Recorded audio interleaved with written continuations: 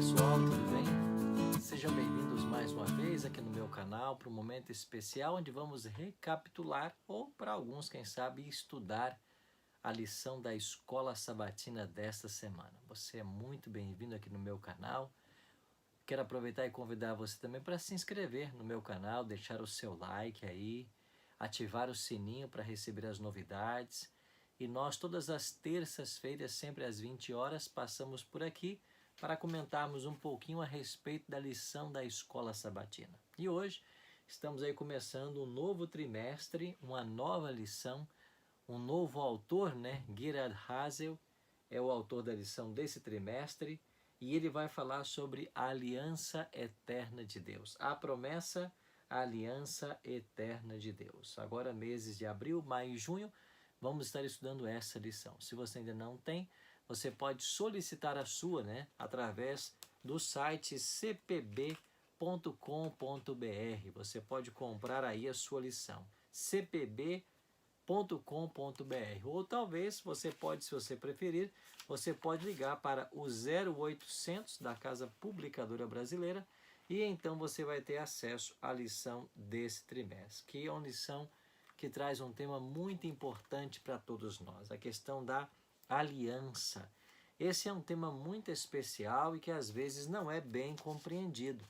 Então nós vamos ter ao longo desse trimestre a oportunidade de estudarmos um pouquinho mais a respeito da aliança. Gerhard Hasel, ele é professor de teologia na Andrews University, lá nos Estados Unidos. Ele é um especialista, né, nesse tema, tem livros publicados nessa área e nós vamos poder ao longo desse trimestre aprender muita coisa. Então que bom que você separou um tempo para a gente começar essa viagem nossa através da Bíblia, especialmente aqui do Gênesis, começando com Gênesis, sobre a aliança de Deus. Nessa primeira semana, o que aconteceu? É uma pergunta. E aqui nós vamos voltar às origens do ser humano. Nós vamos lá para o livro de Gênesis e entender um pouquinho mais de como tudo começou, como Deus trouxe à existência o nosso universo, o nosso planeta e o ser humano, o primeiro casal, Adão e Eva, tá bem? Mas eu não queria começar sem antes fazer com você uma oração, pedindo que Deus nos abençoasse nesse estudo. Vamos orar? Pai querido, muito obrigado por estarmos juntos mais uma vez para estudarmos a Tua Palavra. Estamos começando um novo trimestre, uma nova temática na lição da Escola Sabatina e que o Senhor nos abençoe para que possamos compreender bem o assunto que o Senhor trouxe para nós através desse instrumento de ensino. Cuide de todos nós, nos abençoe. Oramos em nome de Jesus. Amém. Pois bem, já pegou aí a sua Bíblia, a sua lição? Então vamos juntos aí a primeira lição desse novo trimestre, estudando sobre a aliança eterna de Deus. Na lição 1, o que aconteceu, o verso áureo, o verso para memorizar, Gênesis 1, 26 e 27, e Deus disse: façamos o ser humano a nossa imagem, conforme a nossa semelhança. Assim Deus criou o ser humano à sua imagem. A imagem de Deus o criou. Homem e mulher os criou. Existem 3 perguntas básicas que todo ser humano tem que em algum momento da sua vida responder, né? De onde viemos, quem somos ou para onde vamos? Esse é o argumento que o autor usou aqui para introduzir essa temática das origens e da aliança de Deus. Essa semana vamos estudar sobre as origens e que tipo de relacionamento Deus queria ter com Adão e Eva, com a humanidade. Qual era o propósito da árvore do conhecimento do bem e do mal, lá no Jardim do Éden, e que esperança foi dada a Adão e Eva mesmo após o pecado. Esses são os tópicos que nós iremos percorrer na lição desta semana. Vamos começar então com o domingo Tartarugas, do começo ao fim. Aqui diz que essa história é uma história engraçada, né? Tem muitas coisas que os americanos acham graça que a gente não acha graça, né? Mas esse diálogo aí entre esse professor, esse cientista e uma senhora ali, né?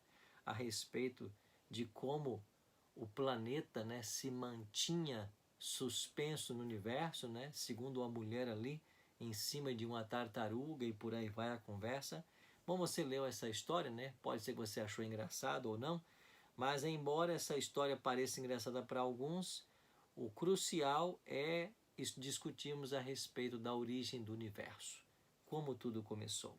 E a lição trouxe para nós alguns textos da Bíblia e deixou muito claro que através desses textos Deus não quer provar que Ele é o originador do universo. Deus não precisa disso.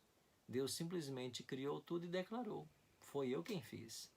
Então nós podemos acreditar ou não. É claro, Deus deu a você e a mim livre-arbítrio, né? Como vamos ver essa semana. Então, Gênesis 1:1 foi um texto que a lição apresentou para nós. A minha Bíblia está aberta aqui em Gênesis. E no capítulo 1, verso 1 diz aqui: no princípio criou Deus os céus e a terra. A expressão Deus aqui, no hebraico, ela está no plural. No princípio criou deuses os céus e a terra. Em Bereshit bara Elohim. Ou seja, aqui já aparece a expressão plural, porque a ideia é que Deus Pai, Deus Filho e Deus Espírito estavam todos envolvidos na criação. De fato, o Espírito de Deus já foi visto aqui no primeiro capítulo de Gênesis, né? Quando diz que o Espírito de Deus pairava sobre as águas. Já no versículo 2, você tem uma menção ao Espírito Santo. E nós aprendemos pela Bíblia, especialmente pelo apóstolo Paulo, que Cristo é o agente da criação. Todas as coisas foram feitas por intermédio de Cristo. Então você tem Deus Pai, Deus Filho e Deus Espírito participando desse processo da criação. Então, o universo como nós o conhecemos e o planeta Terra onde nós habitamos, tudo veio à existência pelo poder da palavra de Deus. Só Deus tem o poder de criar do nada. Não havia nada e Deus criou. Interessante que Deus falou e as coisas passaram a existir. Hoje existe aí uma discussão muito grande a respeito de nossas origens, duas escolas principais, tem a ver aí com a escola criacionista e a escola evolucionista, e como você já aprendeu, né, nós não temos aqui um ponto definitivo, porque são teorias, né, a teoria da evolução, a teoria da criação. E por que a teoria? É porque nós não estávamos lá quando isso aconteceu. Então nem eu nem você podemos provar criação nem evolução. A gente não pode provar. Ninguém pode provar, porque ninguém estava lá quando o evento aconteceu. Agora nós cristãos, pela fé, nós aceitamos que tudo teve a sua origem em Deus, que Ele falou e tudo passou a existir. É bem verdade que tem que ter muito mais fé para acreditar num processo evolutivo do que um Deus inteligente que criou todas as coisas. Outro dia eu li uma ilustração muito interessante. Alguém que argumentava e dizia: você, para achar que tudo veio do nada, ou que veio de uma explosão, ou que a origem do nosso universo se deu de uma explosão, ou de um processo evolutivo, crer nisso é como acreditar de que um temporal de vento, né, como seria aí, podemos colocar um furacão, né, passando por um ferro velho, no retorcer ali de todas as latas e ferros, produz finalmente um 747 pronto para voar. Você entendeu? Então, crer que o nosso universo, com toda a sua complexidade, aconteceu por acaso, é como você acreditar que um vento forte batendo em cima de um ferro velho, fazendo retorcer ali todos os ferros e as latas que por ali existem, pode produzir um avião 747 pronto para decolar. Então, se a sua mente é capaz de aceitar isso, então a gente pode aceitar também que o universo, em toda a sua complexidade, teve a sua origem no acaso. Tem que ter muita fé para acreditar nisso, não é verdade? Pois eu prefiro acreditar então que Deus é o Criador de todas as coisas. Ele criou tudo. Eu fico com a Bíblia, eu fico com a palavra de Deus, que é a revelação que Ele deu para mim e para você. Agora vamos então afunilando a criação. Deus criou o nosso planeta e agora chegamos a Gênesis 1:27, que diz assim: criou Deus, pois, o homem à sua imagem, a imagem de Deus os criou, homem e mulher os criou. Então aqui é dito que Deus criou o homem e a mulher à sua imagem. Interessante que, embora temos que falar de Deus na terminologia humana, e nós usamos uma linguagem humana para descrever a Deus em várias situações, a Bíblia o apresenta como possuidor de características divinas, e ele criou-nos semelhante a ele. Agora, em que consiste a semelhança nossa com Deus? O que quer dizer que fomos criados à imagem e semelhança divina? Bom, envolve aí o aspecto físico, sim, envolve alguma coisa do aspecto físico, que a gente não consegue dimensionar muito bem. Envolve a capacidade de criar, né? Inclusive, quando Deus permitiu a Adão e Eva que eles reproduzissem, Deus estava permitindo que o homem tomasse parte nesse processo criativo de Deus, né? O homem daria origem a descendentes. A possibilidade do raciocínio, da escolha. Você sabe que nós distinguimos dos animais por causa disso. Os animais, eles agem por instinto. O ser humano não, ele age por escolha. E nós tomamos milhares de decisões todos os dias. Nós temos a faculdade do raciocínio. E outro detalhe, nós temos a faculdade do livre-arbítrio. Então eu e você podemos escolher crer em Deus, obedecê-lo ou não, são faculdades que Deus deu para mim e para você. Então esta é a semelhança que nós temos. Agora na lição de segundo, um outro ponto interessante que eu queria trazer para você é que Eva foi criada de uma costela tirada do lado de Adão. Qual é o significado disso? O significado é que ela não é inferior nem superior, mas igual, e deveria ser amada e protegida por ele. Então a Bíblia, ela não entra nessa guerra de sexo que hoje nós testemunhamos aí. Não entra nessa questão de movimentos machistas ou feministas. Para Deus, todos são importantes, todos têm o seu valor. É assim que Deus enxerga. Tudo é precioso aos olhos do Senhor. Então Deus criou o homem e a mulher à sua imagem. E eles foram criados para serem companheiros, para que um cuidasse do outro. E agora na parte de terça-feira, Deus e a humanidade juntos. Então Deus criou esse primeiro casal, Adão e Eva, e agora Deus vem para se relacionar com esse casal. E aqui nós temos os versos então, Gênesis 1, 28 e 29, que eu quero ler com você aqui. Gênesis 1, 28 e 29. Deus os abençoou e lhes disse: sede fecundos, multiplicai-vos, enchei a terra e sujeitai-a. Dominai sobre os peixes do mar, sobre as aves do céu, sobre todo animal que rasteja pela terra. Disse Deus ainda: eis que vos tenho dado todas as ervas verdes que dão semente, que se acham na superfície da terra, e todas as aves em que há fruto e dê semente, isso vos será para mantimento. Está claro que Deus, ao criar o mundo, colocou Adão e Eva como senhores, né, desse nosso planeta. Eles deveriam cuidar, lavrar, cuidar do jardim, exercer um senhorio sobre toda a criação de Deus, sobre todos os animais que Deus havia criado. Todos os animais eram sujeitos a eles. Eu fico pensando nessa cena, né? Hoje a gente conhece alguns animais ferozes, como o leão, como o tigre, o urso. Todos esses animais eram submissos a Adão e Eva. Eles tinham controle sobre toda a criação. De fato, o mundo era perfeito. E Deus criou um ambiente perfeito para nele colocar Adão e Eva. No verso 29, é dito aqui a alimentação do homem. Então Deus cria o homem e dá para ele uma alimentação ideal. A alimentação do Éden é a alimentação ideal para mim e para você. Deus colocou o homem no jardim e disse o que ele deveria comer. E então nós temos aí então Deus buscando se relacionar com o homem, com a humanidade que ele havia criado. Então Deus se dirige agora a Adão e Eva como seres inteligentes, que poderiam responder à sua bondade, ao seu amor, para entrar em comunhão com ele. O livro de Gênesis é claro em afirmar que Deus todos os dias, na viração do dia, vinha para visitar o casal. Ou seja, Deus criou o homem para se relacionar com ele. Isso é muito bonito, né? Nós podemos considerar o Jardim do Éden como um primeiro santuário. Lembra do santuário que Deus mandou Moisés construir? Isso foi após o pecado. Mas o ideal de Deus é que o Éden fosse o santuário.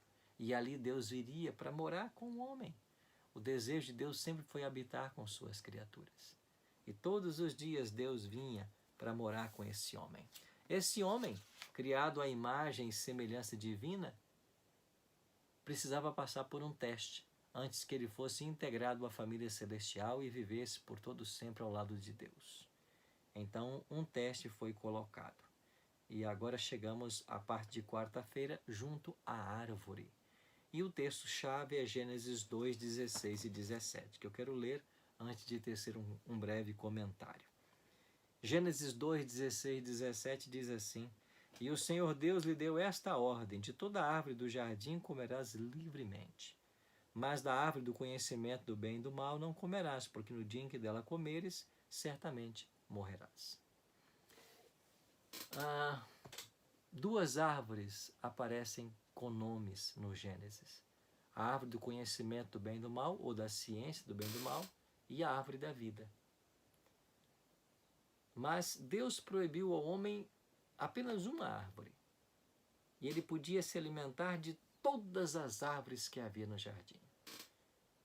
Interessante, né? O homem podia se alimentar de todas as árvores, só uma que não era própria para o alimento. E Deus foi claro em dizer, né? No dia em que você comer do fruto dessa árvore, você certamente vai morrer. Era um teste para Adão e Eva. A lição falou, né, sobre esse teste.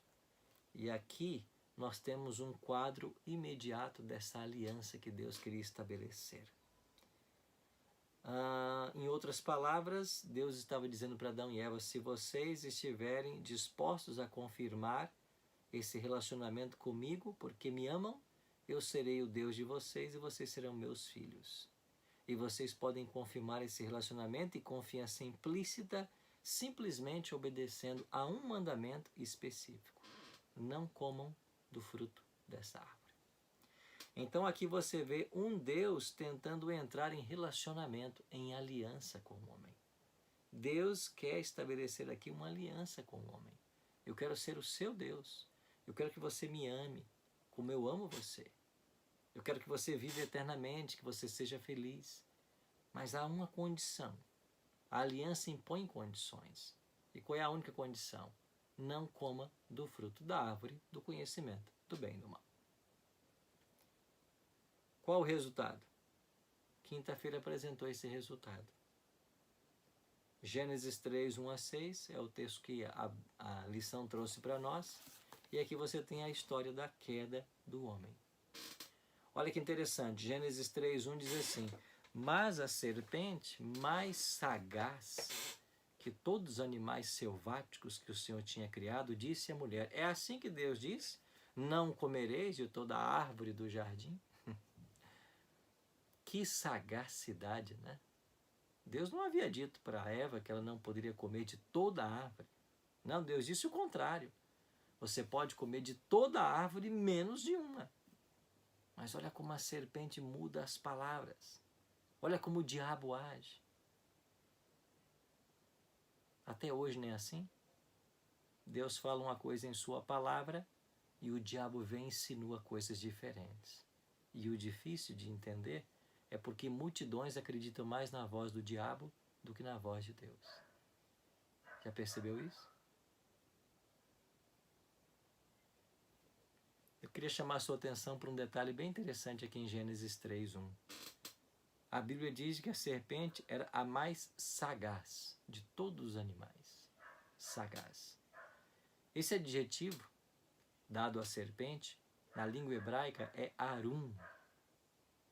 Então a serpente era a mais arum de todos os animais. Que a Almeida Revista Corrigida, ou melhor, a Almeida Revista e Atualizada, trouxe como sagaz. Aí eu te pergunto, aonde é que aqui no Gênesis essa mesma palavra hebraica, arum, ou sua desinência, vai aparecer novamente? Você sabe? É no verso 7. Olha o que diz o verso 7. Após o pecado: então abriram-se os olhos de ambos e perceberam que estavam nus. Depois que Adão e Eva pecam, eles perceberam que estavam nus. Você sabe qual é a palavra que o hebraico usa aqui para nus? Arumim. Ou seja, a serpente era Arum e o homem após o pecado tornou-se Arumim. Então esta nudez era a semelhança de Adão e Eva agora com Satanás. Você percebe o que foi esse rompimento do relacionamento? O que foi essa quebra da aliança? Deus criou o homem à sua imagem e semelhança, mas pelo pecado Adão e Eva se tornaram semelhantes a quem? A serpente. Conhecedores do bem e do mal por experiência. Entendeu? Desobedecer. E Deus havia dito qual seria o resultado natural dessa desobediência? A morte. Então Deus podia deixar que Adão e Eva morressem como resultado do seu pecado. E Deus não seria injusto se assim o fizesse. Mas como a gente aprende em toda a Bíblia, Deus é amor e não permitiu que seus filhos morressem. Ele providenciou um meio de escape. E esse meio de escape aparece aqui ainda no capítulo 3, no versículo 15, quando Deus diz assim: porém inimizade entre ti e a mulher. Deus está dizendo aqui para Eva e para a serpente: olha, eu vou colocar inimizade entre vocês duas, entre a tua descendência e o seu descendente. Este te ferirá a cabeça e tu lhe ferirás o calcanhar. Esse texto é chamado pelos teólogos de o proto-evangelium, o primeiro evangelho. No mesmo capítulo que narra a queda do homem e o seu destino normal, a morte, já introduz o plano da salvação. Deus colocaria inimizade entre a descendência da serpente e o descendente da mulher. Quem é o descendente da mulher? É Cristo. Então um dia a serpente feriria o calcanhar do descendente da mulher, e essa profecia cumpriu-se na cruz do Calvário, mas um dia o descendente da mulher, que é Cristo, esmagaria a cabeça da serpente. Eu gosto de separar esse esmagar da cabeça em 3 momentos. Talvez você concorde comigo, talvez não, mas eu separo em 3 momentos. Essa cabeça esmagada, ela começa na cruz, quando Jesus derrotou Satanás, ao levar uma vida inteira sem nunca ter cedido às suas tentações, sem nunca ter pecado. Então a sua morte é vicária, ela é expiatória, porque ele nunca pecou, por isso não precisava morrer, mas ele morre a nossa morte. Um segundo momento do esmagar da cabeça será na volta dele, quando a serpente será presa por 1000 anos. E para mim um terceiro momento é quando finalmente o diabo será destruído pós-milênio, destruído com fogo e enxofre. Então, para mim, essa profecia tem um cumprimento nesses 3 momentos, o esmagar da cabeça. Mas é claro que na cruz isso já ficou completamente definido. Agora a questão do aprisionamento e a morte 1000 anos depois é simplesmente uma questão de tempo. Mas esse Deus, que busca se relacionar sempre, prometeu um Messias. E aqui tem um outro verso que eu queria destacar com você em Gênesis 3, para concluir o raciocínio dessa semana, que é o verso 21, onde diz assim: fez o Senhor Deus vestimenta de peles para Adão e sua mulher e os vestiu. Para mim, Gênesis 3, 21 é um dos textos mais carregados da Bíblia de significado teológico. Gênesis 3, 21.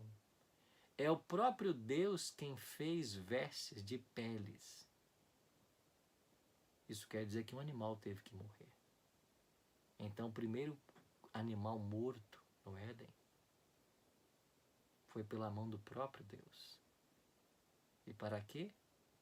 Para cobrir a nudez, para desfazer a semelhança humana com Satanás.